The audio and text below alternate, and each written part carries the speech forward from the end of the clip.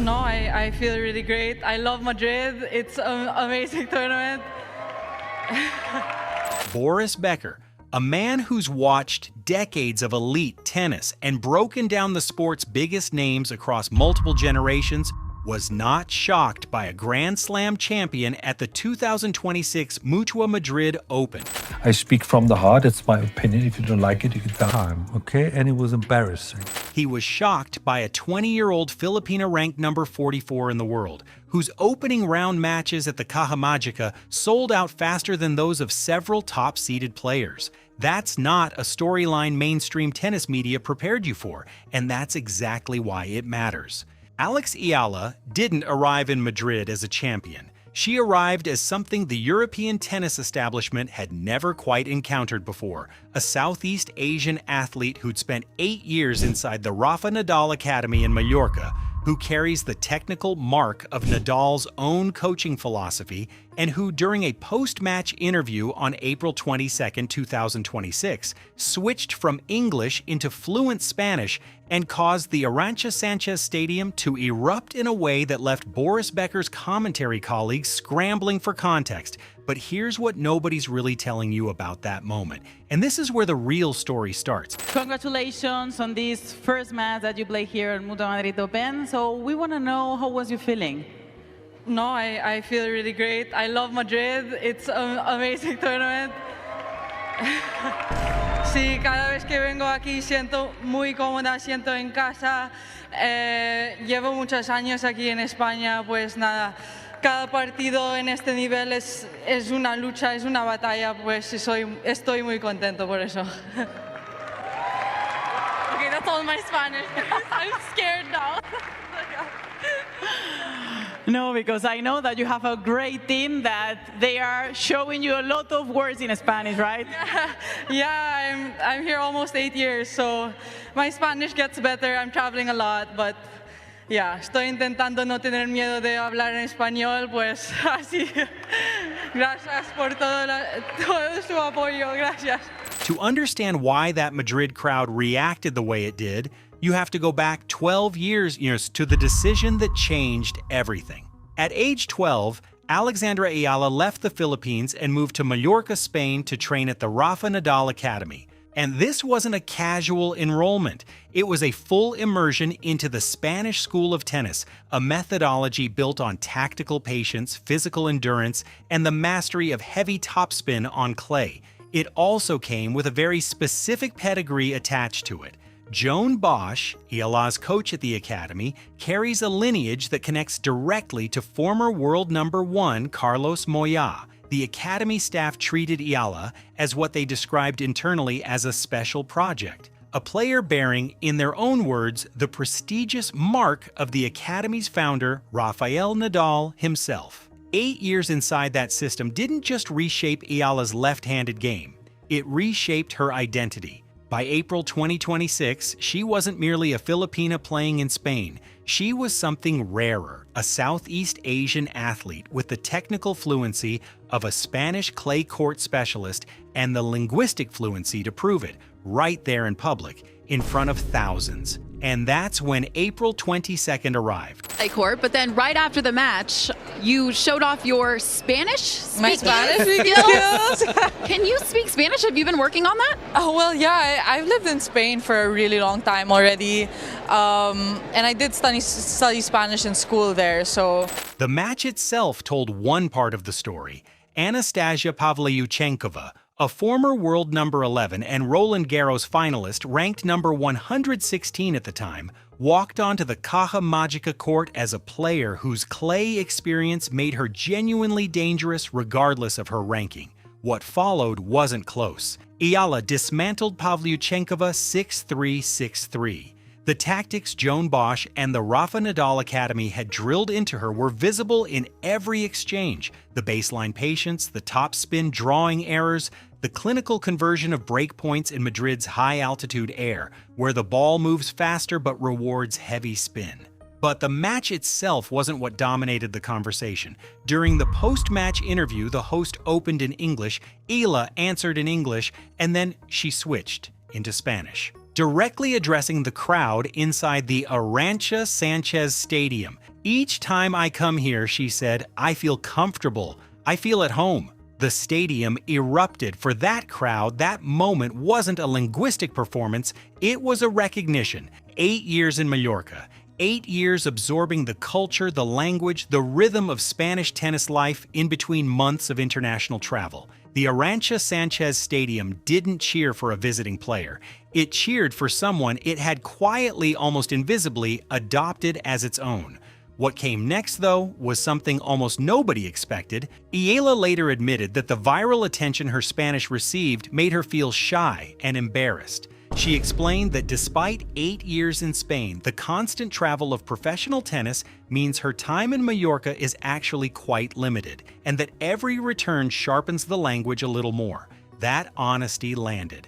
The clip spread across social media with a kind of warmth that no amount of media training could have manufactured. On Threads, the Filipino community responded with a mix of pride and humor, half seriously suggesting Eala should represent the Philippines in the __7_ beauty pageant, the competition celebrating Hispanic heritage. That wasn't a throwaway joke. It revealed the unique space Eala holds in the Philippine national consciousness, not just as a sportswoman, but as a cultural bridge between two countries connected by centuries of shared history and language. But while that bridge was being celebrated online, Boris Becker was sitting in a Eurosport studio trying to process something that didn't quite fit his usual framework. Alexandra Eala, the teenager from the Philippines who didn't have to play today. You're calling it. She's winning the tournament. Eala? Yep. Oh, Wow. Why do you say that? Mic drop from Anaco. I don't have to elaborate. How is she going to beat Iga? No, I think, look, it's been so much fun to watch her play. I love the fact that she's been able to take power and use it against her. Here's the thing about Becker's reaction. His primary focus during the 2026 Mutua Madrid Open wasn't Alex Eala at all. Becker was locked in on Jannik Sinner, a player he described with characteristic bluntness as from another planet and Djokovic 2.0, coming off wins at the Sunshine Double and Monte Carlo. At the same time, Becker was closely tracking Carlos Alcaraz's injury situation and what it meant for Alcaraz to compete without his longtime coach, Juan Carlos Ferrero, in his corner, a storyline that dominated the men's draw conversation all week. Eala simply wasn't in his lane, and yet she broke into it anyway. Reports from that April 2026 period describe Becker's genuine surprise, described specifically as being shocked at what analysts were calling the phenomenal ticket demand around Eala's opening round matches. A player at number 44, facing a lower-ranked veteran, selling out the Caja Magica faster than several of the tournament's top seeds. The word used at the venue was unusual unfolding. The phrase used to describe Eala's ability to create it was the ___quote _1 3 _____. For a man who spent decades watching the sport's true power brokers operate, seeing a number 44 player disrupt the ticket sales hierarchy of a WTA 1000 event was by any honest measure something he hadn't seen before. And that disruption, not a title, not a ranking milestone, not a Grand Slam run, was what stopped Boris Becker in his tracks. But here's what happened 2 days later, and this is the part that the viral clips quietly left out. April 24th, 2026, the round of 64, the 19th seed Elise Mertens, ranked number 21 in the world, walked onto the same Caja Magica courts where Eala had just sparked a crowd eruption. What followed was a clinical dismantling. Mertens won 6-2, 6-1. The numbers are blunt about it. Eala won just 38 points out of 99 played, and she lost her serve 5 times across 2 sets. Against Mertens' relentless consistency and defensive precision, the vulnerabilities that the Rafa Nadal Academy hadn't yet solved were fully exposed. The second serve, the inability to find structure against an opponent who never gave a free point and never varied pace in a way Eala could work with. Former world number 4, Greg Rusetsky, gave what was described as a quote 14. He acknowledged Eala's talent, then went straight to the problem. She needs to find answers against big hitters and build the physical strength required to hold up through a full WTA 1000 schedule. These weren't gentle suggestions. They were structural critiques from someone who knows exactly what separates the top 50 from the top 10. And that's where the real contradiction lives. Of course, we have to mention Alex Eala, the incredible fandom coming, across the globe, especially from the Filipino community. Think about this for a second. Alexandra Eala has trained at the Rafa Nadal Academy, widely considered the global standard for clay court development, since she was 12 years old. She spent 8 years under a coaching system built by Joan Bosch, a coach trained in the lineage of Carlos Moya. She carries the described __quote _16 _ of Rafael Nadal's methodology. And as of April 2026, her win rate on clay stands at 33%. 1 win in every 3 clay court matches. That's not a surface where she's thriving. That's a surface where she's still searching for answers, despite 8 years of the most specialized clay court education the sport has to offer. The gap between being called a special project and actually competing as a clay court force is wider than the Eala effect narrative would have you believe. And yet the Italian Open in Rome, one of the defining clay events before Roland Garros, is the very next stop on her schedule. This isn't a knock on Eala, it's a structural reality that makes her story far more complicated and far more compelling than a crowd eruption alone can capture, and it connects directly back to what Boris Becker actually spends his time studying. Beyond the tactics and the ticket data, Madrid also brought out another side of Eala that's worth paying attention to. As her profile has grown, she's become increasingly candid about the pressures of living under constant observation. In an interview with The National, Eala addressed the line between public and private life, framing her comments around a controversy involving Coco Gauff at the Australian Open, where Gauff was filmed smashing a racket in what she believed was a private locker room moment. The footage went viral anyway. The response from within the WTA was sharp. Iga Swiatek, the world #1, asked publicly, "Are we tennis players or animals in a zoo?"